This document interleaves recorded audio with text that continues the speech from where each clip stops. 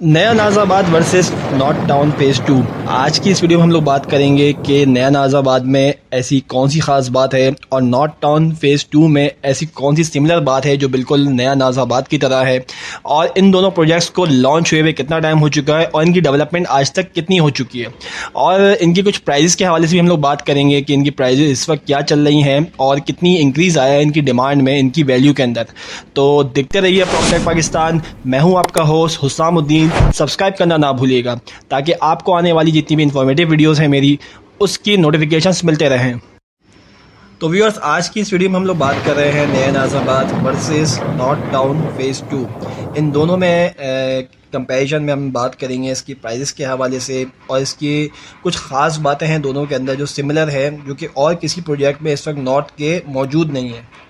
और ये बात बहुत कम लोगों को मालूम है, तो मैंने सोचा इसके ऊपर एक वीडियो बनाई जाए। कंपैरिजन वीडियो में काफ़ी जो है, इसमें किसी को बुराई या किसी को नीचा दिखाना नहीं, इसमें basically head to head comparison होता है, जिसमें ये पता चलता है कि कौन जो है, जिसमें इन्वेस्टमेंट करने हम जब जाते हैं तो छोटी छोटी चीज़ों को हम लोग जो है वो नज़रअंदाज कर देते हैं। तो सबसे पहले तो हम बात करते हैं नया नाज़ाबाद के हवाले से। नया नाज़ाबाद जो है, उसका जो टोटल रकबा है वो 1366 एकड़ पर मुश्तमिल है, और ये जो प्रोजेक्ट है वो 2011 में लॉन्च हुआ था, और तकरीबन इसको आज 14 साल गुजर चुके हैं।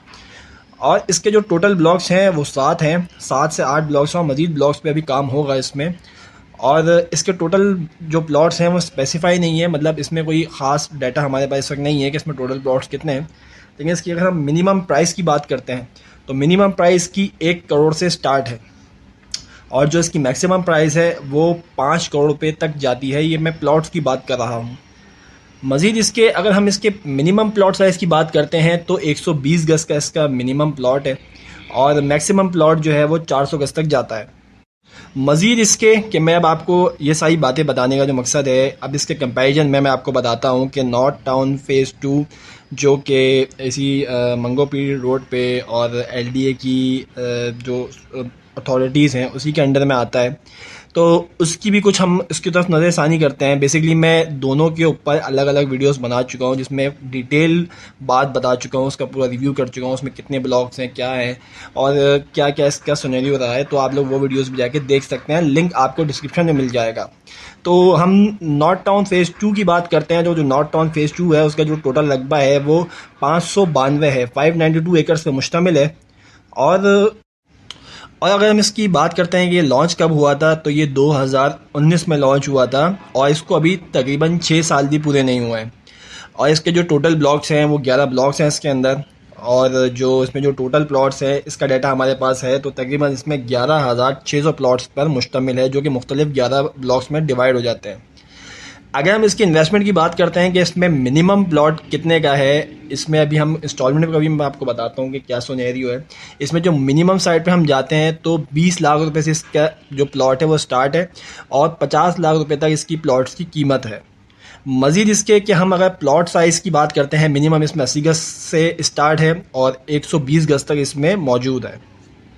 असल में बेसिकली यहाँ पर कंपैरिजन करना एक ख़ास मकसद है। आज बहुत से मेरे जो व्यूअर्स हैं उनके जहन में ये बात भी आ रही होगी कि इसका कंपैरिजन तो साइमा के साथ बनता है, नॉर्थ टाउन फेज़ 1 के साथ बनता है, एसन सिटी, अली ड्रीम सिटी और दीगर जितने भी वहाँ पे मौजूद हैं उनके साथ बनता है। तो आप इसको नया नाज़ाबाद के साथ क्यों कंपेयर कर रहे हैं?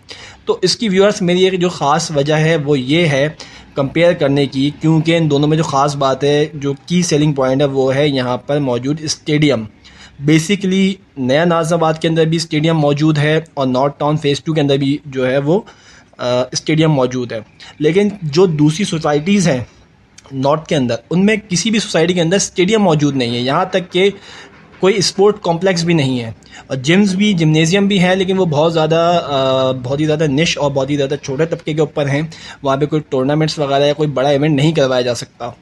और इसमें कुछ ज़्यादा जो है वो सेलिब्रिटीज़ की और मज़ीद जो है वो सोशल गैदरिंग्स वगैरह ऐसी इन दोनों प्रोजेक्ट्स के अंदर हम बात करते हैं कि यहाँ पर कुछ टूर्नामेंट्स करवाए जाते हैं, लोकल बॉडीज़ में भी कुछ सेलिब्रिटीज़ के भी मैचेस करवाए जाते हैं, और दीगर इसमें जो है वो, क्योंकि स्टेडियम होना एक बड़ा जो है वो बहुत ज़्यादा, जो रियल इस्टेट की हम लोग बात करते हैं, जो स्टेडियम के करीब जो प्रॉपर्टीज़ होती हैं उनकी वैल्यू बहुत ज़्यादा होती है। और इसमें अगर हम नॉर्थ टाउन फ़ेज़ 2 की बात करते हैं तो नॉर्थ टाउन फ़ेज़ 2 में ख़ुसूसी तौर पर क्रिकेट के शुबे से हमारे जो एक क्रिकेटर हैं शाहिद अफरीदी साहब, उनके नाम पे ही इस ग्राउंड को जो है वो रखा गया है। और इसकी जो है वो इनॉग्रेशन वगैरह भी इन्होंने करी थी शाहिद अफरीदी साहब ने। तो लेकिन हम अगर नया नाज़ाबाद की तरफ जाते हैं तो वहाँ का जो स्टेडियम है वो stadium high class world class कह लें कि जो उसकी क्वालिटीज़ हैं, उसकी जो कैपेसिटी है वो 20,000 लोगों पर मुश्तमिल है कि 20,000 सिटिंग कैपेसिटी है उसकी। और वहाँ की जो elite class upper middle class जो एंट्री रहती है और वहाँ का जो एक सिनेरियो है, जो सारा माहौल है, उस माहौल से मुतासिर होती है। लेकिन वहीं हम अगर नॉर्थ टाउन फ़ेज़ 2 की बात करते हैं कि जो नॉर्थ टाउन फ़ेज़ 2 के अंदर स्टेडियम मौजूद है, उस स्टेडियम का नाम जो है वो शाहिद अफरीदी साहब के साथ जोड़ा गया है। तो ज़ाहिर सी बात है कि इसको भी वर्ल्ड क्लास लेवल पर के तर्ज पर ही बनाया जाएगा या उसके करीब करीब उसको बनाया जाएगा, ताकि उनका नाम भी जो है वो बरकरार रहे। और एक जीएफएस एक बड़ा बिल्डर है, वो इस बात को बिल्कुल हल्का नहीं लेगा। अब बात यहाँ पे जो कंपैरिजन करने की है वो ये है कि बहुत सारे लोग नॉर्थ टाउन फ़ेज़ 2 के हवाले से बड़ा परेशान रहते हैं। मेरे पास काफ़ी फ़ाइल्स आती हैं, काफ़ी लोगों के मेरे पास कमेंट्स आते हैं, लोग मुझे पर्सनली जो है मेरे जो फॉर्म है उसमें अपने फ़ेज़ 2 के हवाले से चीज़ें वगैरह भी बेचते रहते हैं कि यार हमें बेचना है, ये करना है, वो करना है। लेकिन आज जो मेरा ये ख़ास मकसद है ये वीडियो बनाने का कि वो एक बहुत ज़्यादा अच्छी और गोल्डन अपॉर्चुनिटी मिस कर रहे हैं। एक मिसाल के तौर पे मैं आप लोगों को एक एग्जांपल लेते हुए चलता हूँ नया नाज़ाबाद की। नया नाज़ाबाद बेसिकली दोनों की, क्योंकि एक ही अथॉरिटीज़ के अंदर में आता है, ज़्यादा दोनों की डिफरेंस भी नहीं है। मुसाफत का एक ही रोड पर समझ लें, बने हुए मंगोपी रोड के ऊपर ही दोनों आते हैं। और इसमें जो है हम अगर देखें नया नाज़ाबाद के ऊपर, तो नया नाज़ाबाद जो है वो 2011 में लॉन्च हुआ था। जी बिल्कुल, जब मैंने अपना प्रोफेशन शुरू किया था, प्रोफेशनल लाइफ में आया था, तब मैंने सुना था कि नया नाज़ाबाद कोई नई सोसाइटी बनने जा रही है। और इसका बैकग्राउंड भी मैं आपको पीछे बता चुका हूँ कि ये बेसिकली जावेदा कॉर्पोरेशन का जो है वो एक प्रोजेक्ट है। इससे पहले हम सुनते थे कि यार जावेदा सीमेंट कोई कंपनी होती है, पहाड़ के पीछे हमें नज़र भी आती थी अक्सर औकात के, कोई बड़ी कंपनी है। अब वो बन के वहाँ पर घर बनने वाले हैं। लेकिन उसके बाद से लेकर अब तक तकरीबन हम अगर नया नाज़ाबाद की जो है वो अगर हम मिसाल देते हैं तो नया नाज़ाबाद की मिसाल देना, क्योंकि उसको काफ़ी टाइम गुजरा है उसने अपनी पीक पे आने में। आज जो नया नाज़ाबाद आपको नया नाज़ाबाद नज़र आता है, लोग उसकी मिसालें देते हैं, उसको भी ये टाइम ये आने में और इस लेवल तक पहुंचने में कि वहाँ पे अपर मिडिल क्लास लोग रह सकें, इसमें उसने कम से कम भी 15 साल की मुसाफत तय करी है। तो वही हम अगर नॉर्थ टाउन फ़ेज़ 2 की बात करते हैं तो नॉर्थ टाउन फ़ेज़ 2 को अभी 6 साल भी पूरे नहीं हुए हैं। 2011 में लॉन्च हुआ प्रोजेक्ट और उसमें अभी तक जो सिर्फ, क्योंकि हम लोग नया नाज़ाबाद की बात करते हैं तो वो भी पहाड़ी इलाका था और नॉर्थ टाउन फ़ेज़ 2 जो है वो भी एक पहाड़ी इलाका ही है। और उसकी कटिंग करना और इसमें काफ़ी कॉस्ट भी आती है और कॉस्ट के साथ साथ वहाँ को उसको प्लानिंग के तहत लेकर चलना काफ़ी जो है वो मेहनत का काम है। तो इसमें अगर हम बात करें तो जो नया नाज़ाबाद इस वक्त अपना लेवल अचीव कर चुका है, नॉर्थ टाउन फ़ेज़ 2 को तो अभी इतना टाइम भी नहीं हुआ है, तकरीबन उसका 20% टाइम अभी उसने अचीव किया और काफ़ी उसमें डेवलपमेंट वगैरह देखने में आ रही है। तो बेसिकली अगर हम नया नाज़ाबाद की तरफ चलते हैं तो नया नाज़ाबाद में काफ़ी अपॉर्चुनिटी थी आज से 14 साल पहले तक, कि जब वो नया नया लॉन्च हुआ था तो लोगों ने कुछ इतना ख़ास इंटरेस्ट नहीं लिया। ख़ास इंटरेस्ट ना लेने की वजह ये थी कि वहाँ पर एक तो सबसे बड़ा जो ड्रॉबैक था वो ये था कि यार पहाड़ी इलाके में किस तरीके से हम घर लेंगे, अपनी फैमिलीज़ को किस तरह रखेंगे। और बीच में ऐसा रास्ता आता है जो कि थोड़ा सा रिस्की है और लोग थोड़ा सा जो वहाँ पे अब जो क्लास वहाँ रहती है वो उस वक्त वहाँ पे जाने से डरती थी। मैं अपनी पिछली वीडियोस में भी इसमें बात कर चुका हूँ। तो बेसिकली उस सारे जितने भी ड्रॉबैक्स थे उनको जो है वो ख़त्म किया गया और आज जिन लोगों ने बहुत ही ज़्यादा मिनिमम और लीज साइड पर इन्वेस्टमेंट करी थी, आज वो बहुत बड़ा जो है उनको एक प्रॉफिट, उनका जो बेनिफिट है वो तैयार होकर वहाँ पे बैठा हुआ है। मेरी ये बात थोड़ी सी लोगों को अजीब सी तो लग रही होगी कि यार ये मैं बात क्यों कर रहा हूँ, क्योंकि लेकिन यहाँ पर एक बहुत बड़ा जो बेनिफिट है या कहने की अपॉर्चुनिटी है आज भी, इस वक्त भी, अभी भी, क्योंकि नॉर्थ टाउन फ़ेज़ 2 की कीमतें अभी तक इतनी कोई ख़ास ज़्यादा इतनी मतलब बड़ी नहीं है और इतनी ना बढ़ने के बावजूद जो है वहाँ पे काम इस वक्त काफ़ी काम हो चुका है। काफ़ी ब्लॉक्स को जो है उनकी जो ज़मीनें हैं उनको हमवार कर दिया गया है। तो ये एक अच्छी अपॉर्चुनिटी भी है अगर अब मैं थोड़ा सा इसका रिव्यू दूं प्राइजेस के हवाले से, तो अगर हम ब्लॉक 1 की बात करते हैं, ब्लॉक 1 स्टार्टिंग में ही है नॉर्थ टाउन फेज़ 2 के, जो कि सैलानी टावर वहाँ पे एक बिल्डिंग भी बनी हुई है। और जो ब्लॉक 1 है वो सादी उसके बना हुआ है, बिल्कुल 200 फीट चौड़े रोड के करीब ही है। अगर हम उसकी प्राइजेस की बात करते हैं, वहाँ पे जो प्लॉट की जो कीमत है वो 20 लाख रुपए से स्टार्ट है और 30 लाख रुपए तक जाती है। इसमें कुछ कॉर्नर, वेस्ट ओपन और दीगर जो फीचर्स हैं वो ऐड हो जाते हैं। और इसके अलावा हम ब्लॉक 2 की बात करते हैं तो 29 लाख रुपए से उसकी जो है वो कॉस्ट स्टार्ट है। और बोलान ब्लॉक जो है उसकी जो कीमत है वो 20 लाख रुपए से स्टार्ट है। बेसिकली ये सारी वो जो मैं आपको बता रहा हूँ कीमतें, जिनमें ऑल ड्यूज क्लियर और जितने भी शेड्यूल है वो सब पेड हुआ है। और अगर कोई इसको लेने में इंटरेस्टेड है और अगर कोई इन्वेस्टमेंट करना चाह रहा है, क्योंकि इतना बड़ा सिनेरियो मैंने आपको बताया कि 14 साल पहले क्या सिनेरियो था, क्या उसकी पिक्चर थी नया नाज़ाबाद की और क्या उसकी पिक्चर हो चुकी है।